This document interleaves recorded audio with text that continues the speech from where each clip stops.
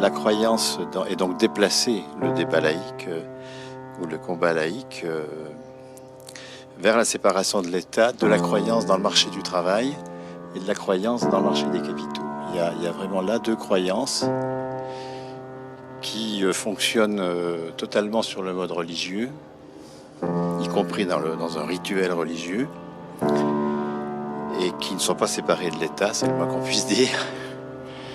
C'est sans doute les croyances les plus désastreuses pour notre avenir collectif.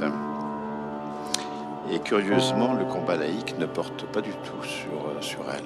Nous sous-estimons le caractère de croyance du marché du travail, du marché des capitaux, parce que nous avons naturalisé ces institutions du capital. Donc, nous ne pensons pas que c'est des croyances. Nous pensons que c'est dans la nature, qu'il y a un marché du travail, que c'est dans la nature qu'il y a un marché des capitaux, alors que ce sont des construits sociaux, évidemment, qui n'ont pas toujours existé et qui n'existeront pas toujours. Nous sous-estimons qu'il s'agisse là de croyances, donc nous pensons que la croyance est ailleurs.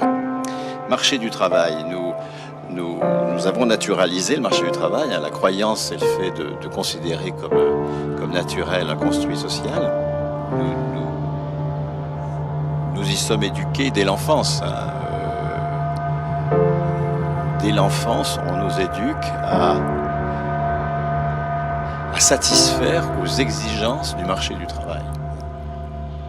Voilà, il faut satisfaire aux exigences du marché du travail. C'est inouï quand on est dans ça. Voilà, notre société est invitée à satisfaire aux exigences du marché du travail. Nous sommes là dans la divinité. Il y a des exigences du marché du travail qui s'imposent à nous et que nous devons satisfaire. Il faut plaire à Dieu. Et les effets sont absolument dramatiques. Les effets dès l'enfance, des effets d'appauvrissement de la projection de nous-mêmes, les effets d'appauvrissement de notre ambition pour la conformer aux exigences du marché du travail. La seconde croyance religieuse qui assombrit notre devenir collectif, c'est la croyance dans le marché du capital.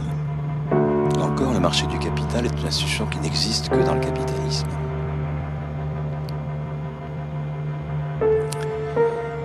Et là encore, nous sommes en permanence dans la tentative d'apaiser un Dieu.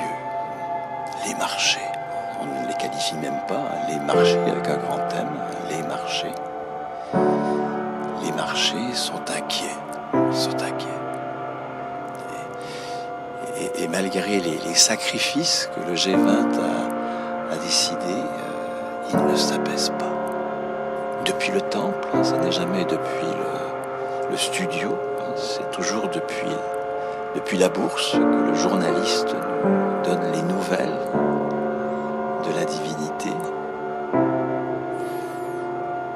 Et cette liturgie à laquelle nous sommes, bon gré mal gré, un peu contraints, sauf à éteindre notre radio, ce qu'on ferait d'ailleurs bien de faire quand même en général, de sacrifier, bien c'est pour que nous acceptions dans ce foutu 6-9 des matins, ce grand moment de propagande capitaliste,